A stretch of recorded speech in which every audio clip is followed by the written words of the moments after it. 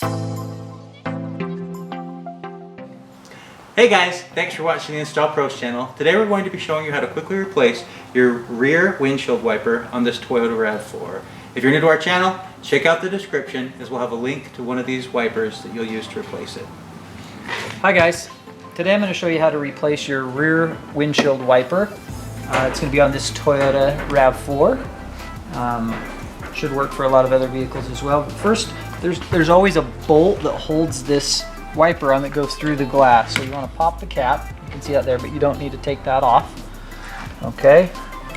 And a lot of times people think, they look at this and they don't know where to start, and they think they might break it. But what you do is you just pull back on this like that, slide it out. And you grab your new one that you just bought, this little bar here, and you slide it down in there,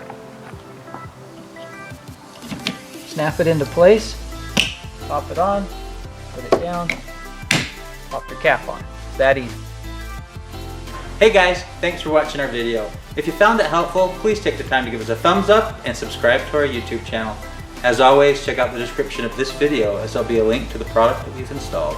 You can find us on Instagram, Facebook, and Twitter. Check it out.